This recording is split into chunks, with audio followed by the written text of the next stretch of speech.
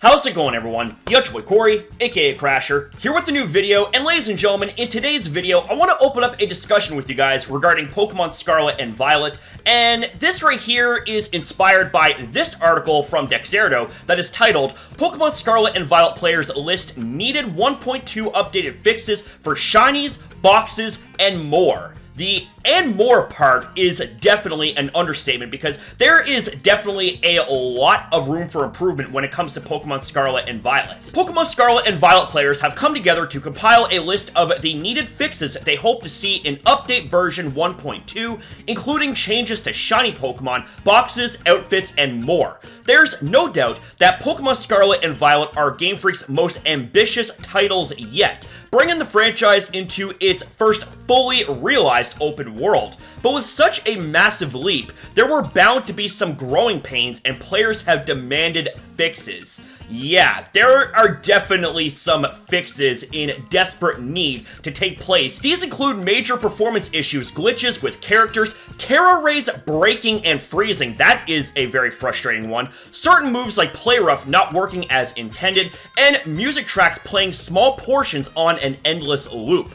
All of these were discovered the first few days after launch, and most have yet to be fixed. Luckily, Game Freak has publicly addressed the issues and plans to issue a patch in February. However, the specifics of the patch are still unknown, and players are left putting together wish lists for what they hope to see come Pokemon Scarlet and Violet version 1.2. Players list fixes for Pokemon Scarlet and Violet version 1.2. The discussion was started by Reddit user Chris776X. They listed their own quality of life changes they'd like to see in Pokemon SV, which opened the doors for over 300 other trainers to share their thoughts on the matter. You can buy things for your dorm and rearrange your dorm, similar to secret bases in past generations. I actually really like that one.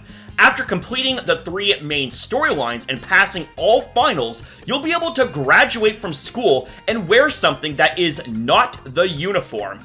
I definitely can get on board with that because the customization limitations revolving around the uniform, yeah, that right there is something that doesn't sit well for a lot of the players that really enjoy the customization aspects of the game. The shiny charm will make a noise when a shiny Pokemon is spawned. Now see, that right there is absolutely huge because while we do have ourselves overworld shiny Pokemon, which is a plus, that right there is where things start to go a little bit downhill, and let me explain why. So in Pokemon Let's Go Pikachu and Eevee, where we could shiny hunt Pokemon in the overworld, not only were the shiny Pokemon blatantly obvious, but they also had sparkles around them to tell them even more apart.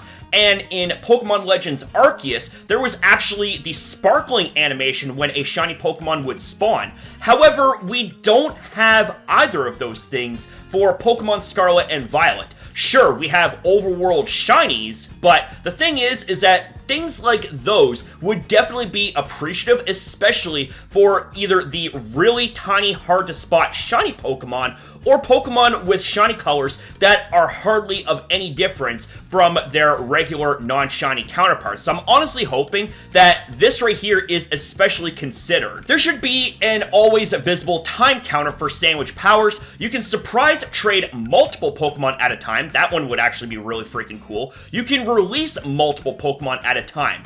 We were able to do that in Pokemon Legends Arceus, but why we're not able to do that in Scarlet and Violet when that right there is actually such a very welcome and useful feature?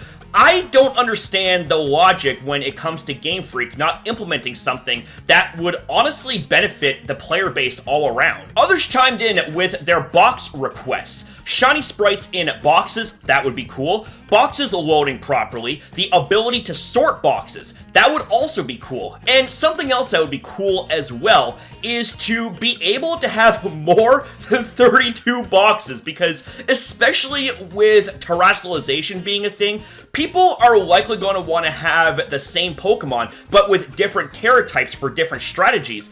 I honestly think that we should have ourselves a minimum of 50 boxes. And that right there is the bare minimum. So the fact that we only have ourselves 32 boxes, those fill up rather quickly, believe it or not. Players want the Team Star bases to become spawnable areas for Pokemon, want to be able to zoom in on points on the map without having to scroll, and for gym leaders, Elite Four members, and trainers to be rematchable.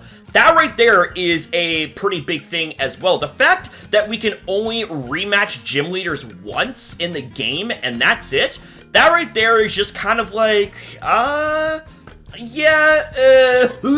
like, honestly, we should be able to have as many rematches as possible with whoever we want. Just saying. The replies to Chris's post are a wealth of minor fixes Game Freak could make to improve Pokemon Scarlet and Violet. However, we will just have to wait and see what they have in store for us when Update 1.2 is released. Now, another big thing that Game Freak really should have had in Scarlet and Violet in the first place would be a battle facility, whether it's the Battle Frontier, Battle Resort, Battle Tower even, just a mere battle tower. That right there would have been a very welcome feature because we would have had the ability to be able to test our in-game teams to see what strategies are effective, what isn't effective, and things like that. But the fact that we don't even have an equivalent of a battle tower in Scarlet and Violet, I don't exactly understand why Game Freak didn't put something like that in the game in the first place. I honestly think that if they are going to have something like that be implemented,